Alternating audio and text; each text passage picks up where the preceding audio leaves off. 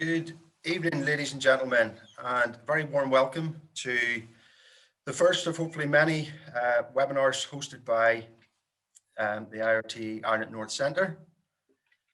My name is Michael Hutchinson. I am the heavy and light vehicle technical trainer with Transport Training Services Northern Ireland. I've been involved in the automotive industry for almost 25 years and also recently took part in the National Occupational Standards for the maintenance and repair of hydrogen fuel cell and electric vehicles with the IMI. I'm also the Education Officer and Committee Member for the IRTE Ireland North. Transport Training Services is a social enterprise focusing on apprenticeships and career development training specifically for the automotive and transport industries in Northern Ireland, as well as offering career development training such as driver and transport manager CPC and specialist training courses and consultancy. TTS is the largest training provider of apprentices for the transport and automotive sectors in Northern Ireland, including various vehicle technician apprenticeships, as well as large goods vehicle and passenger carrying vehicle apprenticeships. In addition to this, TTS can also provide dangerous goods, safety advisor and ADR training. And finally, TTS is also the only organisation on the island of Ireland that can facilitate IRTE workshop and technician accreditation. The webinar this evening is going to be looking at hydrogen in the transport sector from a UK and Ireland perspective. This technology is going to play a vital role in helping to achieve the net zero emissions by 2050 and assist with the transition away from reliance on the internal combustion engine. By the end of this webinar, we will have hopefully given you a better understanding of this technology and how it will develop in the future.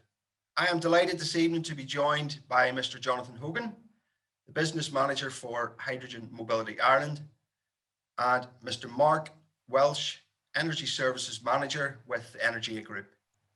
Okay, yeah, no, good evening, everyone. So I work for Hydrogen Mobility Ireland, and so we've been established for a couple of years now. The objective for my presentation today is that I'll just really a quick whistle-stop tour of hydrogen. You know, why we're looking at it now, why it's so relevant, and then have a review of what we're doing in Hydrogen Mobility Ireland to try to get that as we try to get hydrogen into the transport sector. So first up, this certainly this is a personal view of mine. Hydrogen, it's a story about renewable energy storage. Michael mentioned there the 2050 targets. So this is stepping back just from the transport sector at the moment. We have to get to this net zero by 2050. And so renewable energy storage is absolutely central to that. There's various technologies that already exist in order to help us to do that, for renewable energy storage. I've got some mentioned here on this chart. So we've got like supercapacitors and batteries. Technology that works, that we know it quite well and can be utilized. But the problem with those is that they don't last. The duration of them is not good for much more than a day, and their physical capacity is limited. So this really is where hydrogen steps in. It can obviously be a zero CO2 fuel and can be stored at massive scales and can be stored seasonally as well. And so as we inexorably move towards further and deeper electrification, the more the need for hydrogen is. So if we go out to 2050, and so, hydrogen is almost a near certainty, it feels to me at the moment. And I think that's particularly the view coming from the EU. So 2020 was, I think for the world of hydrogen, was a very positive year. The EU announced a hydrogen strategy, and in that it set out a roadmap for renewable hydrogen. I think that's the key point to reiterate here. It's renewable, so it's generated using electrolysis, so electricity splitting water into the hydrogen and oxygen. We can get hydrogen from steam methane reforming, where essentially we're stripping it from a methane atom, but that has carbon dioxide emissions attached to it. So that therefore is a problem. Now it could be that carbon capture and storage can help us in that regard, and that's certainly something that hasn't been outruled. But I think as a technological solution, electrolysis is more viable for me than the carbon capture and storage, and it's certainly is much more scalable, can be used around the world much more easily. So big ambitions announced by the EU of over the next 4 years to install around 6 gigawatts of electrolysis, and that then increases to 40 gigawatts of electrolysis by 2030. I mean, to put that in scale, the 6 gigawatts of electrolysis is close to the amount of electricity generation we have in the Republic of Ireland. So they're significant numbers. Hydrogen is a new energy vector. I mean, in some ways you could argue it's the first new energy vector we've had for pushing something like 100 years. So it represents a massive challenge. You're essentially you're competing against incumbent supply chains that have existed for many years. You're competing against fossil fuels, which are very energy dense and obviously mined and sourced around the world. So it's a tough ask for the sector. But hydrogen, what's fantastic about it is it's very versatile. So it's anticipated it will have uses in industry, in transport, obviously, and then in electricity generation and in the heating space. But where we see hydrogen first getting used initially is in actual fact, certainly in Europe, is on the industrial side, as to replace its use currently in chemical processes, for instance, because that sector already exists. So there's a natural replacement there. Where we next then see it kind of really taking off is in the world of heavy duty transport and to the likes of buses. And then as we move through the second half of this decade, I think we anticipate more transport being able to be hydrogen to be able to use for more transport, and then the rest of the uses. So this chart touches upon just what I was saying there about the major uses in Europe being on the industrial side. And so the chart looks back over a number of years, and so back in 2050 and really through to 2020, you're seeing small-scale electrolysis projects, and the majority of them are actually more focused on industrial processes. But then what we see and what we're starting to see announced just in the last number of years is that we're seeing this kind of real significant uptick in the size of electrolysis projects, and not included on this chart, we're actually seeing projects in scale that go beyond this. So here we have this project of 200 megawatts. We're actually hearing reports of potentially projects even up to 500 megawatts. So it's a massive scale starting to get deployed. So it's very much real and is live. So I mentioned that transport will be one of the early movers, and so the question is, well, why transport and not the other sectors? Without kind of delving deep into the economics, one of the ways that we can kind of look at that is to say, well, okay, let's say in the heating space, how will hydrogen get used? The incumbent technology that it may have to compete against is, let's say, a gas boiler. It's an efficient piece of technology, the efficiency of close to 90%. If hydrogen is used in the same context there, it's going to have a similar efficiency. If we look at electricity, a combined cycle gas turbine has an efficiency of around 64%. If gas is used, hydrogen gas can be used in the same way in a gas turbine, and therefore it's going to have a similar efficiency. But when we look at the transport side, the internal combustion engine has, certainly for trucks, an efficiency of around 42%, although if that number's wrong, I think the members in the audience will probably know that. But if we then, but how will hydrogen be used in, let's say, a truck? It's going to be used in a fuel cell, where we see an efficiency of around 60%. So we've got kind of an intrinsic advantage there over the internal combustion engine. And then another major factor from a business perspective is that taxes are a major component of the end fuel price. So governments have levers to promote the use of hydrogen, whereas actually in the heating and the electricity space, the taxes are much lower for the relative fuels. So what could the role of fuel cell electric vehicles be in transport?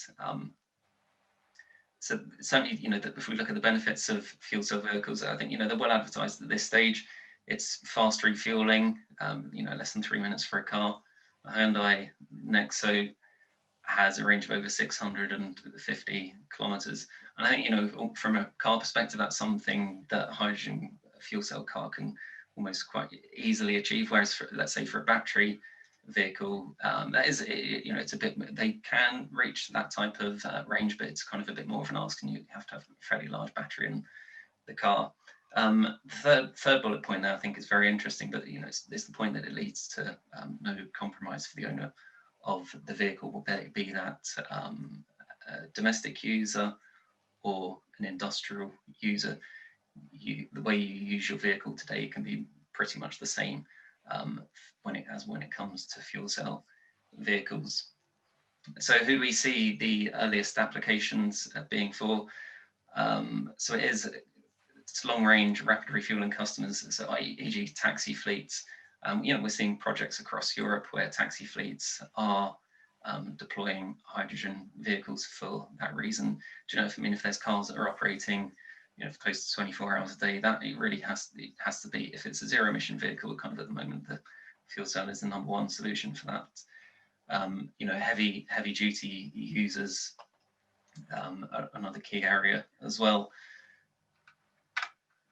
So if we look at the evolution of the market and kind of where vehicles are, so we're talking about fuel cell vehicles being used in transport, being one of the earliest movers. I think one of the slight downsides of that, as we'll see, there are positives in here, is that the evolution of the market, so the rollout of vehicles by OEMs is lagging a bit where ideally we would like to be.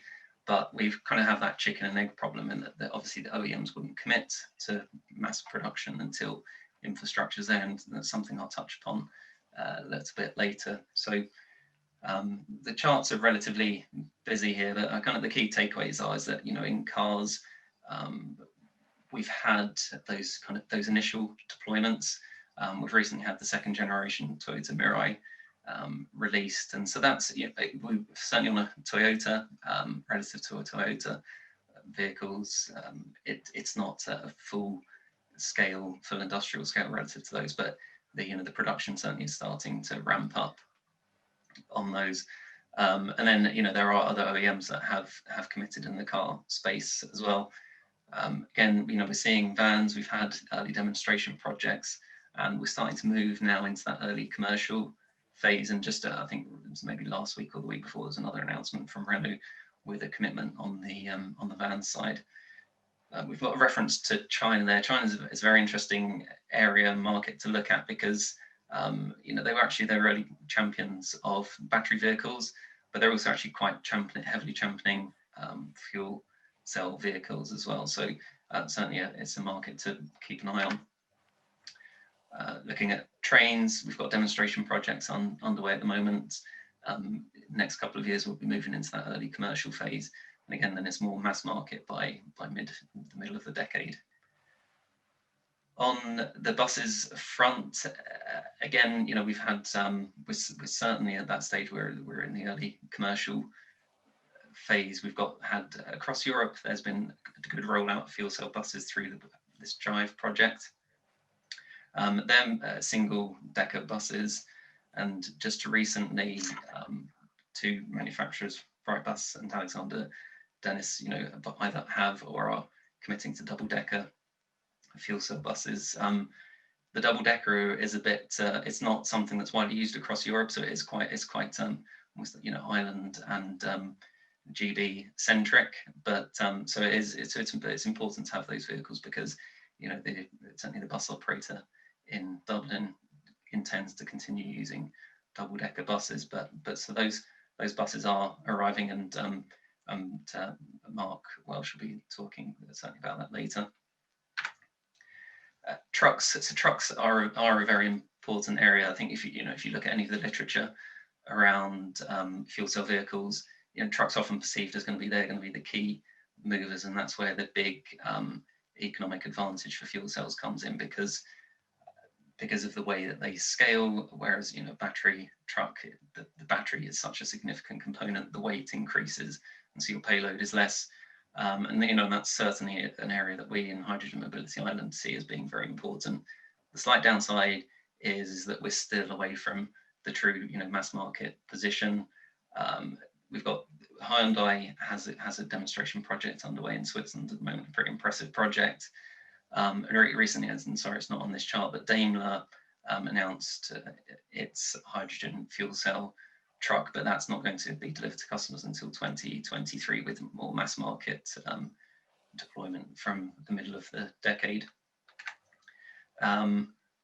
This chart, just very briefly, it just shows you the reduction in prices of buses, because, you know, buses have been the key area where we have actually seen fuel cell vehicles deployed.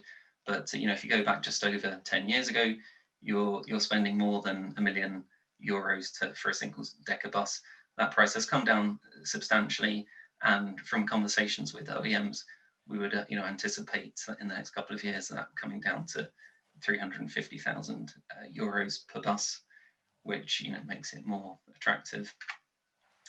I was hoping to get a total cost of ownership chart in here from work that we as Hydrogen Mobility Island undertook, but I wasn't able to, unfortunately, for commercial reasons. But I've sourced this publicly available total cost of ownership calculation from the McKinsey Centre for Future Mobility. And so there's quite a lot on the chart, but if we just focus in on this third chart here, there's 3 lines on the chart. The line that is progressing upwards, that's the internal combustion engine. So as we understand today, that's the cheapest form of vehicle on the trucks side of things, you know, with a range of 600 kilometers. But then they anticipate that by the end of this decade, fuel cell vehicles will become commercially viable relative to internal combustion engines. And we actually see that they anticipate that fuel cell vehicles will have a lower overall total cost of ownership relative to battery electric vehicles. I mean, one can make the argument that 2030 and beyond, the total cost of ownership of diesel becomes kind of a bit meaningless if countries aren't permitting their sale. Now, so in the interests of being kind of even-handed just on the total cost of ownership, I've got a chart here which shows another total cost of ownership, but this time from the International Council on Clean Transport. Just the 2 bars to focus in on this one, on battery electric in 2030, and we'll compare that with the hydrogen fuel cell in 2030 as well. And on that basis, these are for long-range trucks. They're saying that actually the battery has a lower overall total cost of ownership. The point I want to raise here, though, is that there's no total cost of ownership calculation. It very much depends upon your fleet and, you know, how you as a company may operate. If your battery electric vehicle only affords you, let's say, 600 kilometers of range, whereas you can get a hydrogen fuel cell truck, which Daimler is anticipating, of 1,000 kilometers, you know, and you're operating a fleet of 100 vehicles, it might be that you have to buy less fuel cell vehicles than you do battery electric vehicles. So that massively sways the argument as well. And I think one thing I would also challenge about this is that they have the cost of electricity falling to 2030. And I mean, this is a personal view, but I cannot see how the price of electricity can fall over the course of the next decade, given the storage requirements that we're going to have to put into the sector, and you know, making the grid stronger to be able to accommodate everything that we want to do. So, but you know, there's no right answer, but really it's something that has to be looked at by individual companies. So to touch upon Hydrogen Mobility Island, we're a group of 12 commercial members. We have a range of backgrounds. The companies have a range of backgrounds, from wind energy operators, utilities. We've got car companies in there, and you know, forecourt operators as well. We have representation in the group by government departments, both in the Republic of Ireland and Northern Ireland. So they join us on our steering group meetings. It's very important to have them there, because I think for all that I've talked about before, without government policy support and without financial supports, the industry doesn't take off. We're competing against these incumbent industries. We have to have that support. And it's not, we're kind of calling for supports that we've seen from, battery vehicles, for instance, and in other parts of the energy sector. Slide on our mission, but I mean, in a nutshell, our mission is that we want to see hydrogen fuel cell infrastructure and vehicles develop in Ireland. So as part of the first phase of work that we undertook, we did a mapping exercise with some consultants, looking at how we could get a decent level of national coverage up by 2025, and this was the plan that we came up with. So we're looking at kind of clusters. So over the next couple of years, a cluster in Dublin, as we see here. Then as we progress 2023 to 2024, clusters in Galway and Cork. And then in the second half of the decade, as trucks start to come in, then we'd be looking to kind of to get infrastructure on the trunk roads to enable that national coverage. It's a busy chart, apologies for that, but it really is to say we extended the work looking out to 2030, and we came up with a number of 76 hydrogen refueling stations required to then increase that scale to give us kind of complete national coverage. So I suppose there's two ways of looking at it. It sounds like a lot of stations, but then when you compare it to the number of stations, conventional refueling stations in Dublin alone, 170, the number kind of puts that into relative comparison. To quickly touch upon the first deployment project that we were proposing, it's in Dublin. We're looking at the numbers, let's say, of around 30 buses, 60 cars. So this is a plan. This is a plan and a proposal that we would like to see undertaken. It would require investment of around 35 million euros, and we would hope to have government support in order to accommodate that. But that would get us 3 hydrogen refueling stations. And the reason to go for 3 hydrogen refueling stations is that we've seen elsewhere across Europe, single hydrogen refueling stations. But the problem with that is it doesn't create a market that you can grow off and expand upon. But so I suppose if you get the 3 in, it's a cluster. It gives fleet operators, it gives bus operators confidence that there is going to be that supply there. So it's kind of, rather than going in at demonstration scale, it's trying to go in just a little bit beyond. Just conscious of time here, so we looked at costing everything out to 2030. Bottom line, we require investment of 350 million to develop what we're looking at, which I think is an achievable figure. It's a number, but it's an achievable figure in our view, and we think the investment can be done. I haven't really touched upon kind of like the cost of fuel, but we do think we could be getting our cost of fuel below 10 euros a kilogram, which is kind of a key level. But fundamental to it, though, we would want support for green hydrogen, which effectively then would lower that cost of hydrogen, the specific number to be determined, and obviously then on a sliding scale as we move out across the decade.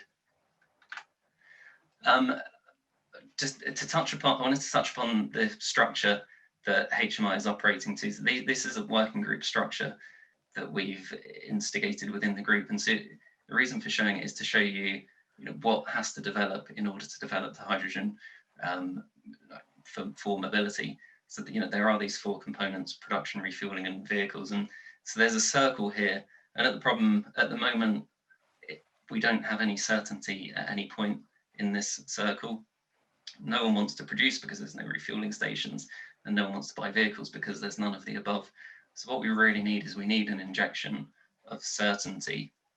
Now, through our conversations with potential producers and vehicle owners and users, like, the will is there on the production side, and like, people are absolutely interested in it in terms of operations. But the refueling stations is the hardest piece to get away. because from a cash flow profile perspective, I think they carry more business risk because you have to overscale those relative to the other components. The production and vehicles can be constructed so that they very much kind of meet each other, but the refueling station has to be outsized in order to accommodate those. So like for Hydrogen Mobility Island, the biggest challenge we face, and we're seeing this across Europe, is how we can build this network and how we can get that structure in place to build the refueling stations. So, and then lastly, though, we have got hydrogen vehicles in Ireland at the moment. Thanks to Hydrogen Mobility Ireland, we were able to bring this trial bus in, and that's operated successfully over the last couple of months. And we've got 3 more buses being deployed in a trial deployment in Dublin, and that's going to be starting soon to be looking at, and then looking to expand that further. So the buses have been with Bus Éireann, which is one of the bus operators here. But the engineers are kind of working closely with this, and they're doing great work and really starting to understand how this could be used. They could be used in fleets. So that's it from my side of the presentation. Michael? I would like to now hand over to Mark Welsh, please, for his presentation. Thank you.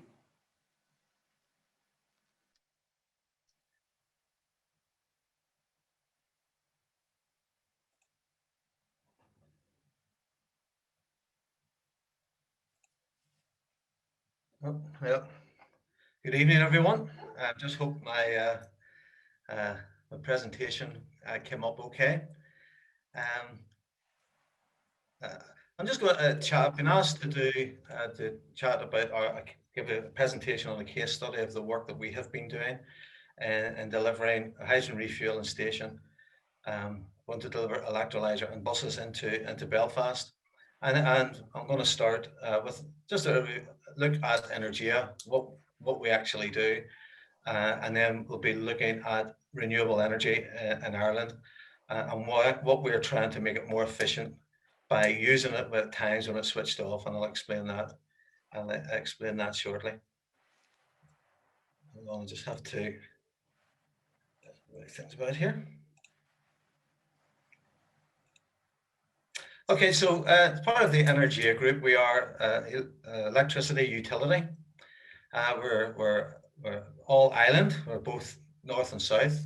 We are an offshoot of Northern Ireland electricity in the 1990s, and we have developed a company. We have moved as the first independent supplier into the Republic of Ireland.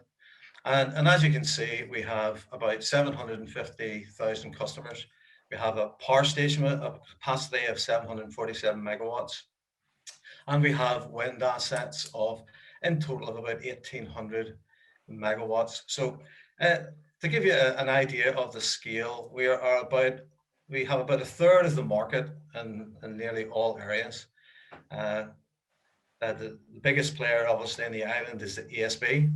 But we as a supply business would be about a third. We have about a third of the renewable assets, about a third of the customers, and so we are a reasonable sized player within the island of Ireland.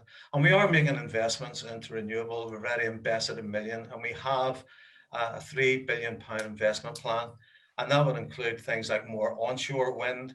We'll be looking at offshore wind. And as you can see, we have an anaerobic digestion plant.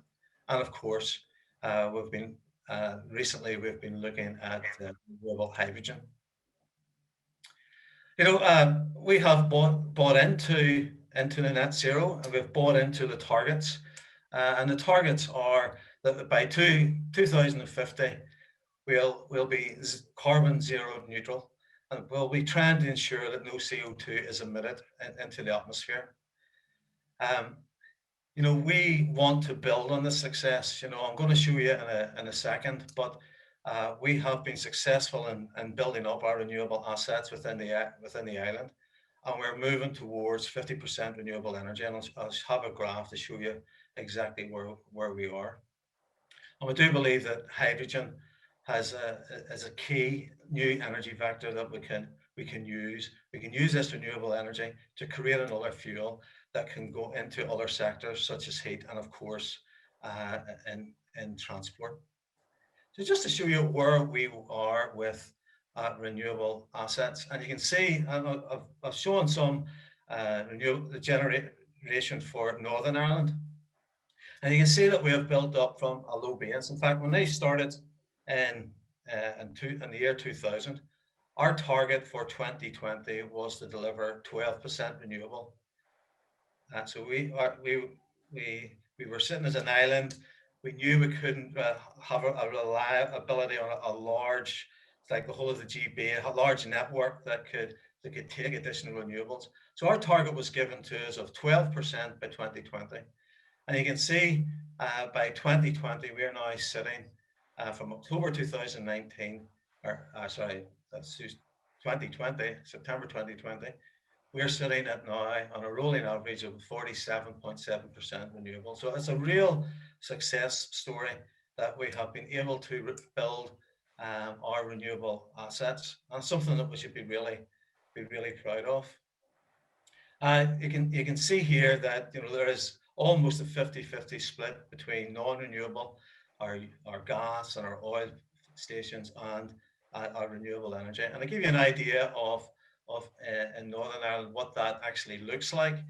You can see the vast majority of the renewables is from wind energy, at almost 85%, followed by some landfill gas, biogas, and solar PV. And as a business, we would like to expand in each of those areas. But that does come with a problem, especially because we've got a lot of wind assets.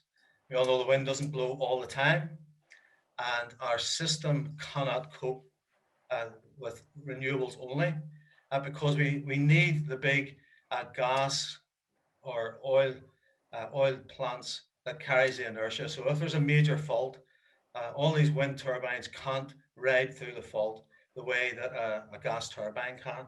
So we have to be very careful the way that we operate the system. So it does mean when there's a lot of wind and the load starts to drop, we have to turn our renewable assets off. It is just a way that we have to operate the system as we are at the moment. That's why you'll hear a lot about batteries and battery storage. Battery storage is going to be key to get more renewables on. But at this point in time, all we can do is turn the wind assets off at times of high wind and low demand. And this means, and this is called curtailment or constraint. And it means that we have an asset sitting there and we can't use it just because of the nature of the system. So we're losing out on a lot of energy. And that's when we got involved in the GenCom project. I'll just give you a sort of brief overview of the area. What we were trying to do was capture this times of curtailment, times when the wind assets are being switched off, and then use that energy and put it into another energy vector. And that energy vector was hydrogen. So we would take the electricity that was going to be switched off anyway. We'd use electrolyzers, use electricity to run the electrolyzers, and the electrolyzers would produce the hydrogen. So all you have is your water getting split into the hydrogen and oxygen. You store the hydrogen or you put it into pipes in the ground, and then you can use it for various things. So the GenCom project was an Interreg funded project. It was £9.2 million. We had 3 pilots, and being a European project, you obviously have to have partners, and it has to be cross-border. It has to involve other countries. And we ended up having 3 pilots. We had a bioplant in Stornoway in Scotland, and they were using anaerobic digestion to the hydrogen, and using it mainly for heating. They also had were using the oxygen from the system as well, because they were able to feed that into their fish farms, and that would help the growth of the fish. In Germany, we had solar to hydrogen, and that went to feed cars, and it has went very well. The plants are delivered, they're installed, and they're working well and giving us a lot of good data and information to show how we can connect them to large scale wind farms. And then in Northern Ireland, we have our wind farm to hydrogen, where we're going to be we're storing an electrolyzer on a wind farm. And the idea was to pull all this information, all the data together. We would look at how we did it technically, we would look at how we did it commercially, and so we would have all the costs and all the information that was needed to come up with a final deliverable, which is called a decision support tool. Which, when you go on, it'll have all the information that if you had, say, a wind farm with, say, 250 kilowatts, it would show you how much hydrogen that you could get from it. It would show you how much it would cost to install. It would give you information and ideas of who you would talk to, and that would be start of your business case of looking to see, using the information we have, that it could work for you in your particular area. So it's been a very successful project. We started it 5 years ago when people thought we were mad, and then now we're seeing it just as we're coming to the end of it, and that we're seeing that hydrogen is moving forward. So just going on to our particular case study, and I called it the Wind to Wheel project, and that is to supply hydrogen buses within Belfast. And actually, it's split in two sections. We have the GenCon project, and that is our wind farms connecting an electrolyzer to produce hydrogen, and we store that in trailers. And then the second part, which is funded by the Office of, it's now Zero Emission Vehicles, where we're going to install a fueling station within TransLink site in Belfast and bring 3 double-deck buses into Belfast. I just want to just let you know exactly where we are on the project at the moment. So the first part is the electrolyzer. I have to be honest and say that we have been hit by COVID. Everything should have been in and finished in this month, but there has been a delay. So we are anticipating that we will have the electrolyzer unit delivered in late March, and it'll probably take about 2 or 3 weeks to have it installed. So we're hoping that by the end of April, we'll be up and operating with the electrolyzer. Things are going well from it. We are going through all the safety processes at the moment. We're looking at our HOSOP. We've appointed electrical contractor. Our civils engineers have commenced about the berm in, and they're starting to work through everything else which is required. So it's all hands on deck at the moment to get ready and then to receive the electrolyzer. And as I say, we connect it to the wind farm and we just add water. And this unit will split the water, store the hydrogen, and then we can use that, as we'll see in a second. It's a very basic layout. We'll have a high voltage transformer connected through a high voltage switch from our wind farm, and that just supplies the electrolyzer unit. That will go into, that will feed a compressor to take it from 30 bar up to 350 bar, and then our compressor will fill the trailers. And these are our trailers. So our trailers have actually arrived. We are using them. We haven't got an electrolyzer to fill them with hydrogen, so we're at the moment filling them in Aberdeen, and one of us is going to go down to Dublin to get filled. We are using them to fill the buses that are there at the moment.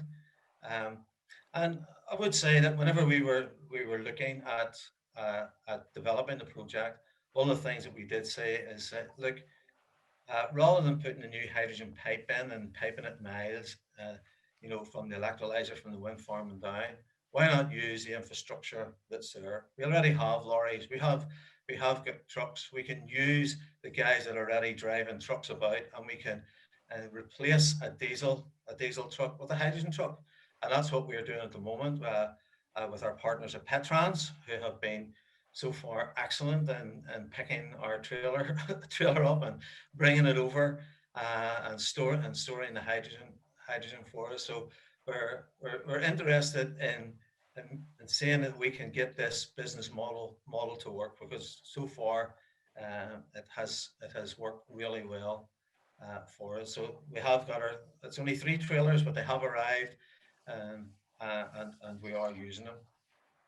Our partners, TransLink, they came in partnership with us, and they decided to go initially for 3 buses to get them trial. The 3 buses have arrived. Again, they were slightly delayed, but did come in December, and they have the buses. They're now on the road. They're using them just to fill in at the moment, and for driver training. And early indications are that they're working exceptionally well. They're quiet, they're fast, they're doing everything that they're meant to do, everything they say on the tin, and it's a smooth ride. And so far, there has been no complaints from the drivers, apart from it's very quiet and they can hear everything.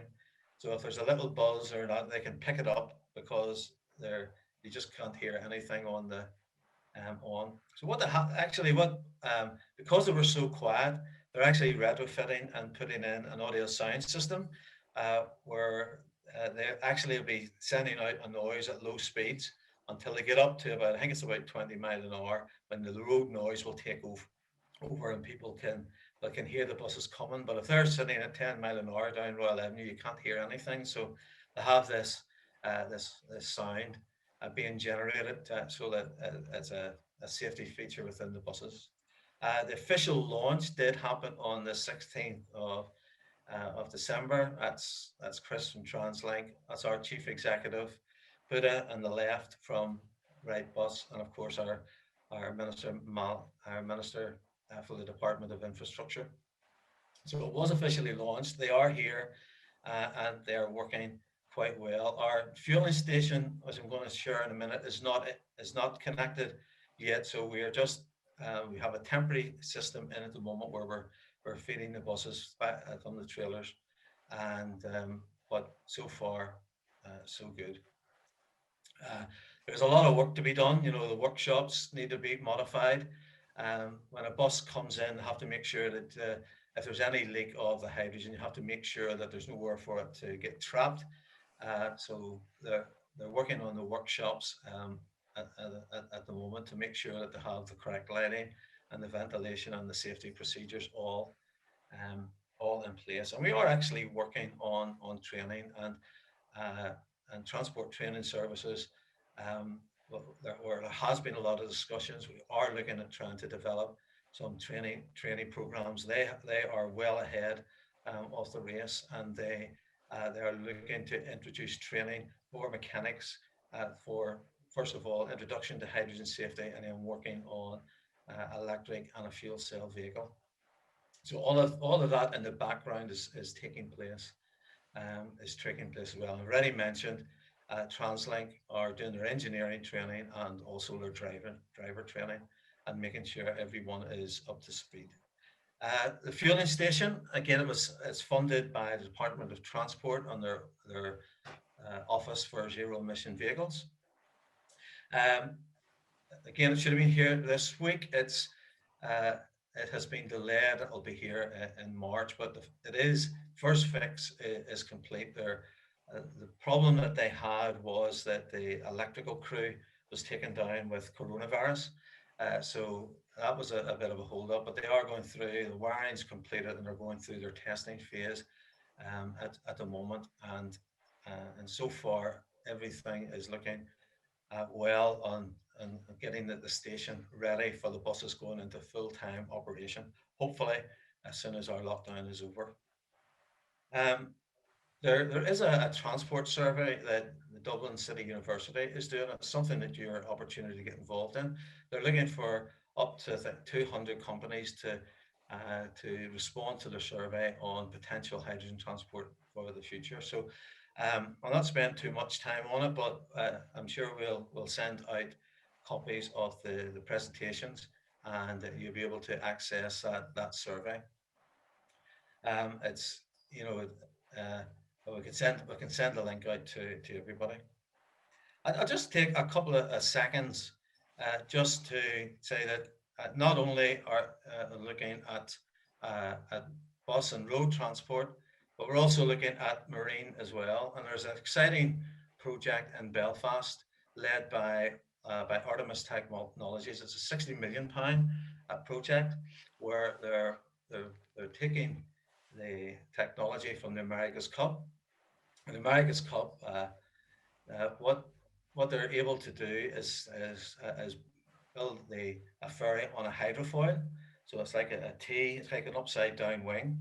And when the ferry gets up to speed, it comes up on the hydrofoil, goes above the waves, and it's a very smooth ride, and it's very efficient, obviously because it's only the hydrofoil going through the water.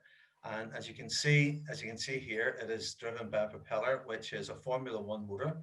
So it's an electric driven ferry, and it's going to revolutionise, we think, the marine ferry industry.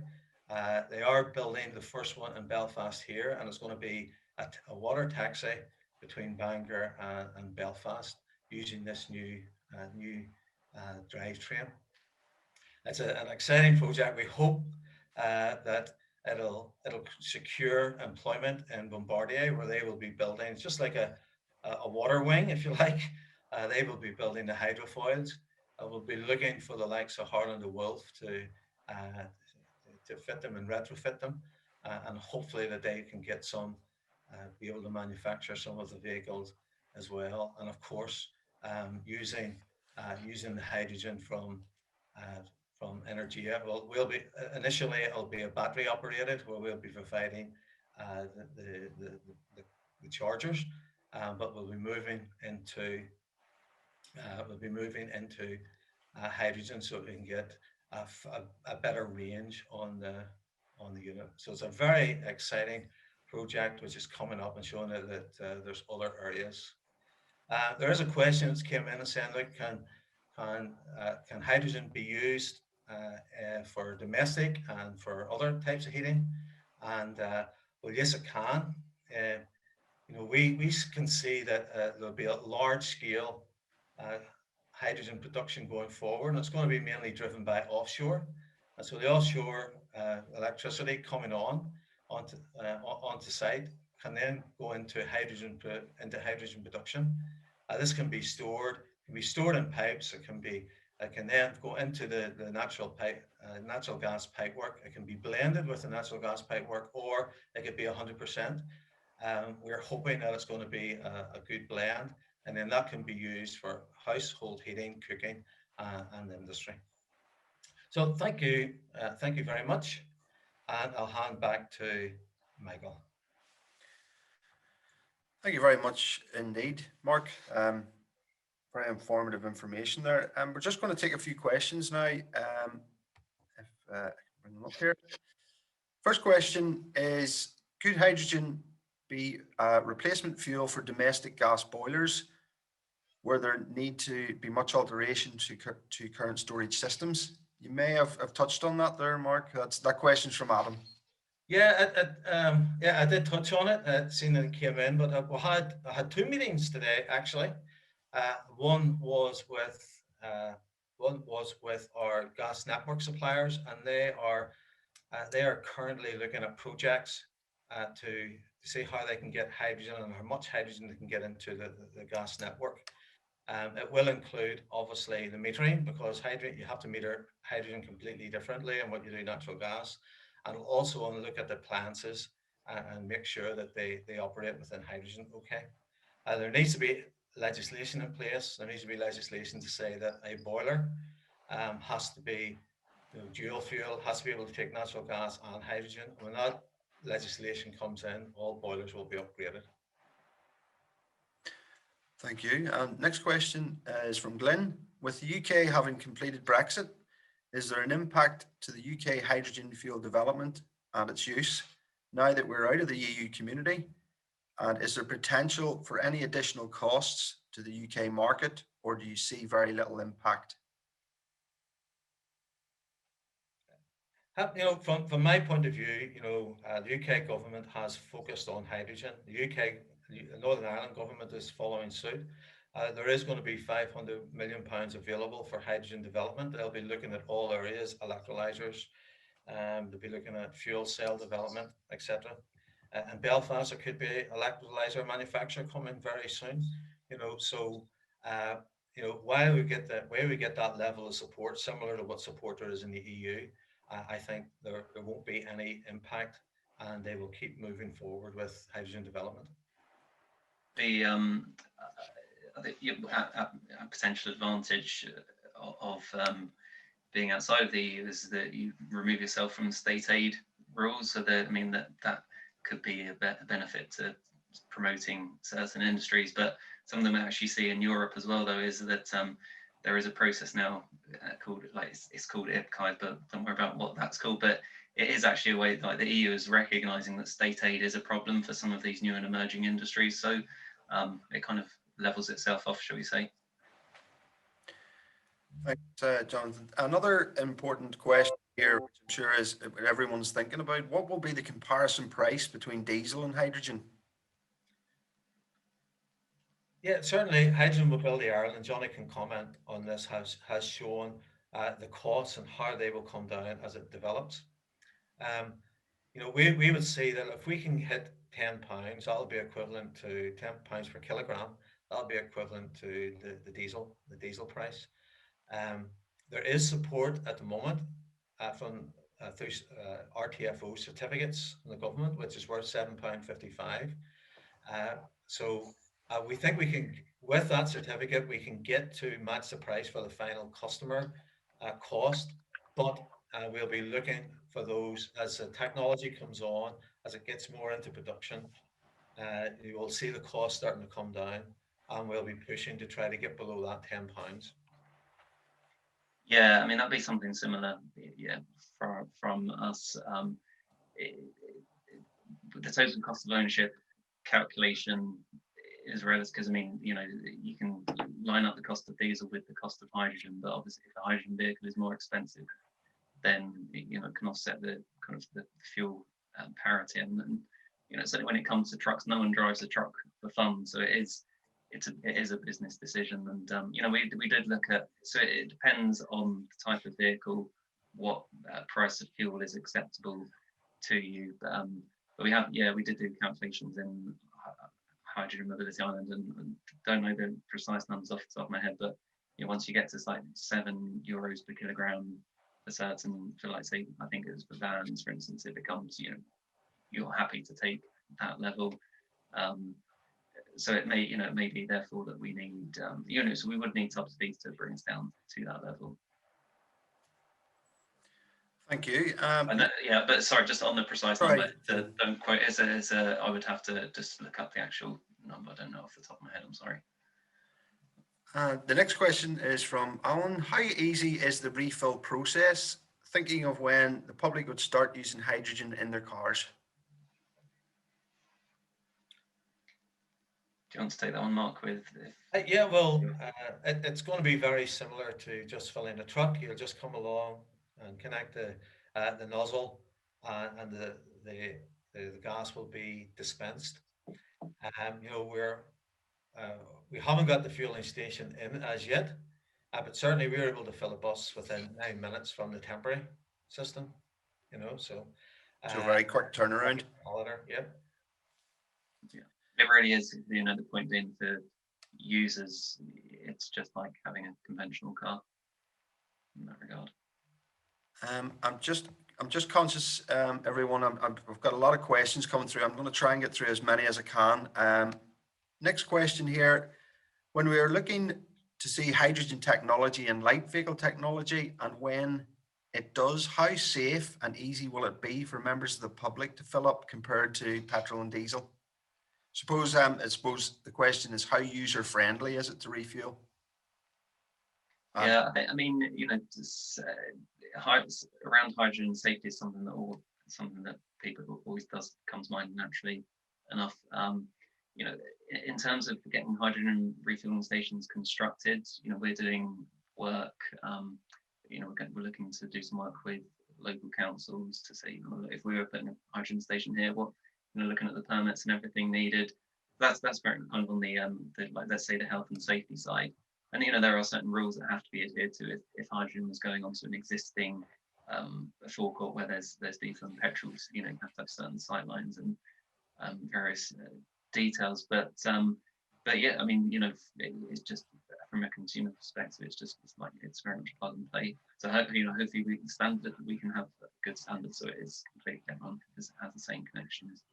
I mean, it's a very high pressure 700 bar.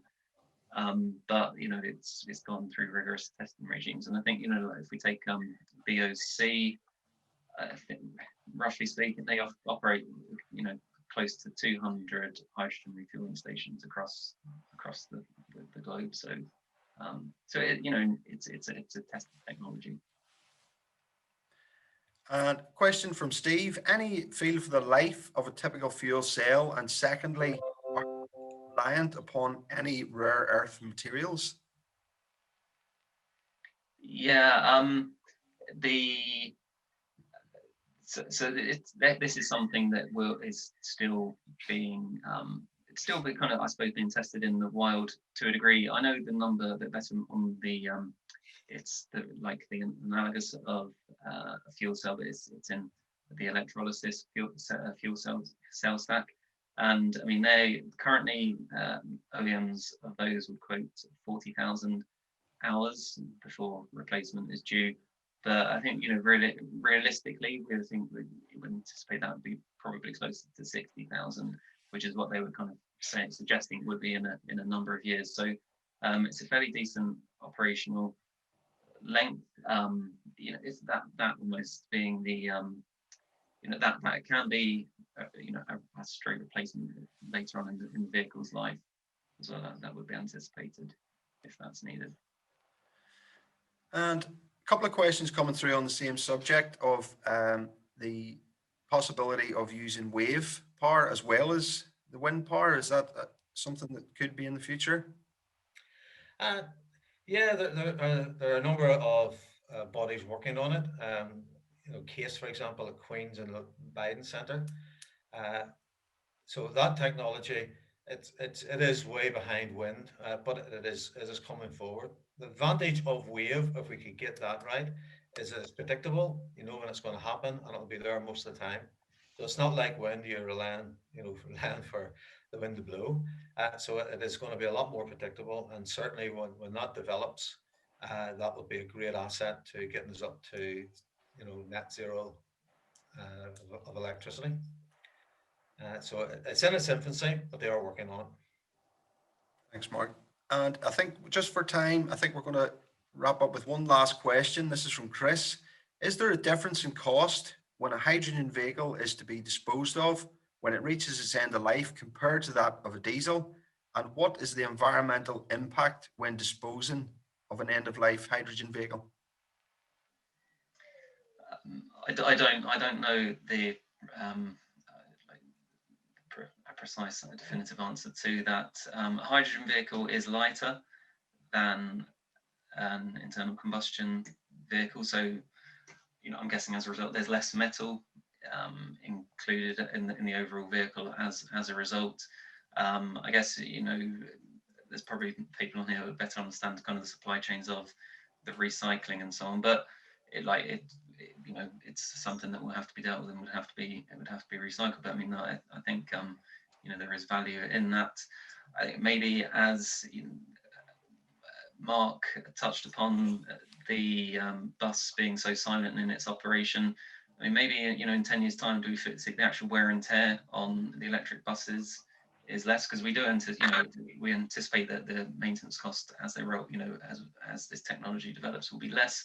So you've got an intrinsic advantage there. And sorry, actually, it was the rare earth metals question. I mean, so the key platinum is a large component of fuel cells stacks at the moment. So that's something certainly you'd want to recycle, and hopefully that future technology could evolve to bring that down. And so, I mean, fuel cell technology is very mature, in fact. But you know, I mean, fuel cells have been in operation for, you know, almost 100 years. now in various different guises. But there's still a leg for them to go, for them to improve. Great. Thanks very much, Jonathan and Mark, and thank you very much for presenting this evening.